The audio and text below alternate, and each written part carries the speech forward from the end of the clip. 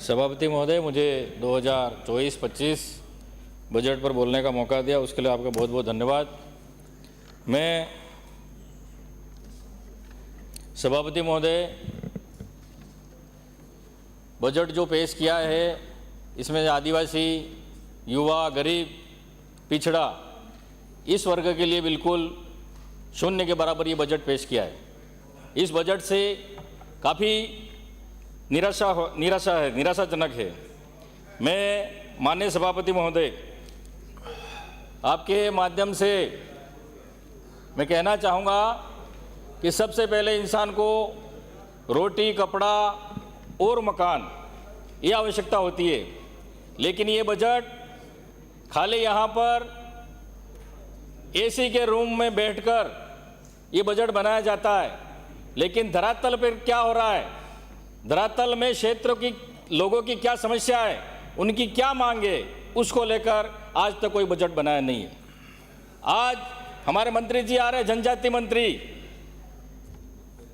तो जाडोल कोटड़ा में ऐसी क्या स्थिति पैदा हुई जो एक मां अपने कलेजे के टुकड़ों को दलाल के माध्यम से बेचने का आ गया। वो क्या स्थिति पैदा होगी ऐसी, क्योंकि वहां पर मंत्री जी के बिल्कुल 5 किलोमीटर के एरिया की बात कर रहा हूं मैं, इनके विधानसभा क्षेत्र की बात कर रहा हूं। 7,000 रुपए में बच्चे का सौदा हो रहा है, 40,000 में बच्चे का सौदा हो रहा है। कोई भी मां अपने बच्चों को बेचती नहीं है, लेकिन मां मजबूरी में उसके दूसरे बच्चों को पढ़ाने के लिए, उनके खाने के लिए, भरण पोषण के लिए, मजबूरी में उनको खाना नहीं मिल रहा है 2 टाइम, इसलिए उन बच्चों का दलाल के माध्यम से सौदा हो रहा है। इसकी जांच होनी चाहिए। मंत्री जी के खुद एरिया में बच्चे बेचे जा रहे हैं, तो मंत्री जी क्या कर रहे हैं? मैं सभापति, मंत्री जी आपने, सभापति महोदय, आज भी आदिवासी, उसको पढ़ो, आज भी आदिवासियों को उनका हक अधिकार नहीं मिला है। आज भी आदिवासियों को उनका हक अधिकार नहीं मिला है, खाली कागजों में उनको हक अधिकार मिला है। आज भी वास्तविक धरातल में जो मिलना चाहिए उस आदिवासियों को आज तक नहीं मिला है।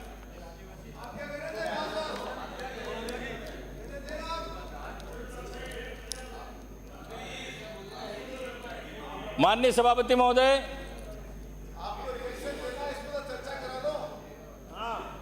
मैं आपके माध्यम से, हमारी पूर्ववर्ती सरकार थी, 2 साल कोरोना था, 2.5 साल हमने शासन किया, लेकिन किसी को भी भूखा नहीं सोने दिया, कोई भूख से नहीं मरा। वो हमारी पूर्ववर्ती सरकार कांग्रेस सरकार थी। माननीय सभापति महोदय, मैं और माननीय सदस्य बिराजे, आप माननीय सभापति महोदय, हमको बोलने नहीं दिया जा रहा है। जब हम हमारे क्षेत्र की बात करते हैं, हमारे हक अधिकार की बात करते हैं, तो हमको वहां रोका जाता है। जब इनके सदस्य बोलते हैं तो हम चुपचाप बैठते रहे, और आप भी फिर हमको ही बिठाते हो बार बार, उनको नहीं बिठाओगे क्योंकि आप सत्ता पक्ष के हैं। हमारे साथ अन्याय क्यों हो रहा है? हमारे साथ अन्याय नहीं होना चाहिए, हमको भी बोलने का मौका दो, हम भी हमारे क्षेत्र की मांग रखने यहाँ पर आए।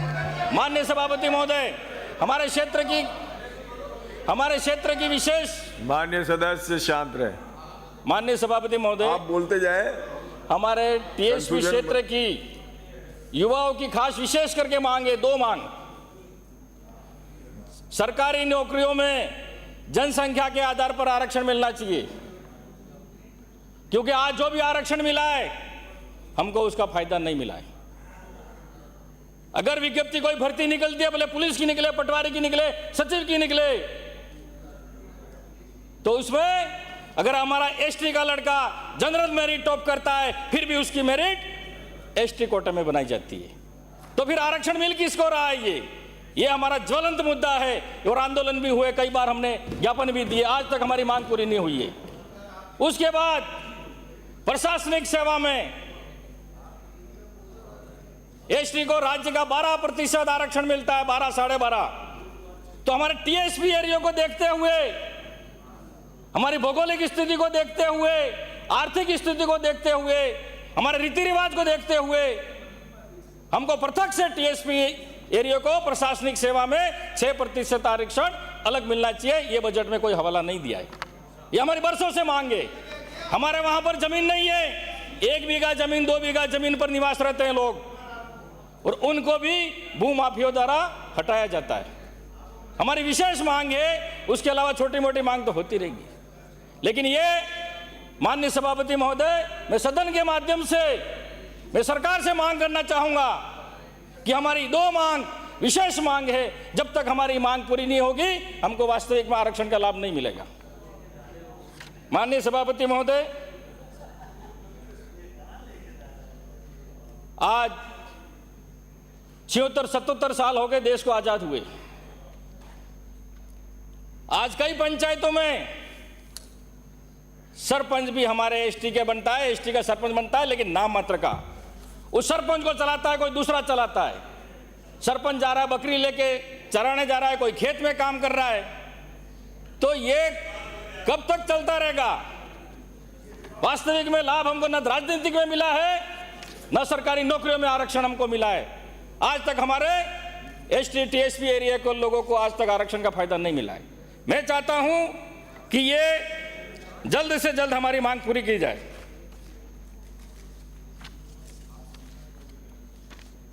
बजट में रोजगार के लिए कोई प्रावधान नहीं है। हमारे टीएसपी क्षेत्र में कोई बड़े उद्योग धंधे नहीं है, सब अहमदाबाद पलायन करते हैं। वहां उद्योग धंधे लगाने का कोई बजट में प्रावधान नहीं है। युवाओं को रोजगार से जोड़ने का कोई प्रावधान नहीं है। और जैसे दांतवाड़ा राजमन में जो माइंसे हैं, टीडी जावर माइंस में जो माइंस हैं, मार्बल की जो खदानें हैं, किसकी है? पूंजीपतियों की है। तो उसमें क्षेत्र के जो स्थानीय लोग लगने चाहिए उनको नहीं लगाया जा रहा है। और हमारे वहां से शीशा जस्ता जो भी है सिल्वर वो निकाला जा रहा है, और बाहर के मजदूर लाके यहां पर काम कराया जा रहा है। बाहर के जो टेक्निकल अधिकारी वो भी यहां पर काम कर रहे हैं, लेकिन मजदूरी तो हमारे क्षेत्र के लोगों को मिलनी चाहिए, वो भी हमारे क्षेत्र के लोगों को नहीं मिल रही है। मंत्री जी, ये आपकी जिम्मेदारी है, क्योंकि आप जनजाति मंत्री हैं। हमारे क्षेत्र की समस्या आपको उठानी चाहिए और मांग पूरी करानी चाहिए। बाहर के लोग आकर यहाँ कर मजदूरी कर रहे हैं और हमारे लोग दूसरी जगह पलायन कर रहे हैं। मैं माननीय सभापति महोदय, सदन के माध्यम से ये कहना चाहता हूं कि टीएसपी एरिया में कोई उद्योग धंधे नहीं है, इसलिए खाली नरेगा के माध्यम से ही हमारे लोग काम पर जाते हैं। तो नरेगा टीएसपी एरिया में जो हमारी सरकार ने 125-150 दिन दिए थे, लेकिन आपकी सरकार बनते ही आपने 100 दिन कर दिए, 25 दिन घटा दिए। आपको और दिन बढ़ाने चाहिए थे। मैं माननीय सभापति कहना चाहूंगा कि टीएसपी एरिया में मनरेगा में 200 दिन किए जाएं। तो देख लो, समय समाप्त हो रहा है। पहले से निर्धारित है 6 बजे का। महंगाई के बारे में इस बजट में कोई जिक्र नहीं है। महंगाई के दौर में जो नरेगा में मजदूरी काम कर रहे हैं उनके कम से कम प्रतिदिन दिहाड़ी 400 रुपये उनकी मजदूरी होनी चाहिए, और जो कुशल कारीगर हैं उनके 700 रुपये प्रतिदिन होने चाहिए। पानी और बिजली ये एक सिक्के के 2 पहलू हैं। पानी से बिजली बनती है और बिजली ही पानी को सप्लाई करती है। मंत्री सभापति महोदय, मेरा समय नहीं हुआ अभी। 2 मिनट में अपनी बात समाप्त करें। 10 मिनट का समय था आपका, समाप्त होने वाला है। माननीय सभापति महोदय, जब हमारी सरकार थी 24 घंटे बिजली मिलती थी, लेकिन अभी 6 महीने में सरकार बदल गई तो घरों में बिजली तो नहीं आ रही है, लेकिन बिलों में बिजली आनी चालू हो गई है। वो बिल पकड़ते हैं, बिलों में करंट जरूर आ रहा है, लेकिन घरों में लाइट नहीं आ रही है। 11 बजे लाइट चली जाती है, सुबह 5 बजे लाइट आती है। तो गांव के लोग क्या इंसान नहीं है क्या? शहर में लाइट आ रही है, लेकिन गांवों में लाइट बिल्कुल नहीं दिया जाए। कटौती कह रहे 4-4 दिन तक गांवों में लाइट नहीं आ रही है। और पानी की बात कर रहे हो, जेजेएम की बात कर रहे हैं कि हमने ये कर दिया, वो कर दिया, विकसित भारत बना दिया। तो पानी की समस्या शहर में भी और गांवों में भी है। अगर कोई जनप्रतिनिधि अगर जनता की मांग उठाता है पानी बिजली को लेकर, तो आपके सरकार के माध्यम से हमारे ऊपर मुकदमा झूठा कराया जाता है, हमारे नेताओं को झूठे मुकदमे कराए जाते हैं। लेकिन आप सरकार पानी, बिजली, शिक्षा और ये जनता को नहीं दे सकते हैं, अपनी कमियां छुपाना चाहते हैं, इसलिए नेताओं को उन पे झूठे मुकदमा कराना चाहते हैं। लेकिन हम इन मुकदमों से डरने वाले नहीं। शिक्षा के बारे में मैं कहना चाहूंगा, माननीय सभापति महोदय, पूरे राजस्थान की बात है, सभी स्कूलें जर्जर अवस्था में हैं, कहीं कमरों की व्यवस्था नहीं है, पानी टपक रहा है और बच्चे चतुर्थ श्रेणी कर्मचारी नहीं होने की वजह से कई स्कूलों में बच्चे झाड़ू लगा रहे हैं, पानी भर रहे हैं। तो मैं सरकार से कहना चाहूंगा कि वहां चतुर्थ श्रेणी कर्मचारी लगाएं, बच्चों का समय खराब नहीं करें। और केसाराम जल्द ही जल्द जर्जर अवस्था है उनको विराजे आप। माननीय सभापति, अरे 15 लाख कहां गए आपके? 15 लाख मोदी जी ने गारंटी दी थी, 15 लाख खाते में डालूंगा, दिए क्या? 15 लाख आए क्या आपके खाते में? किस किस के आए 15 लाख? आ रहे आ जाएंगे। माननीय सदस्य महोदय, केसाराम जी आप बोलिए। मैं बोल रहा हूँ। माननीय सभापति महोदय, माननीय सदस्य आप कल राजस्थान के इस विधानसभा के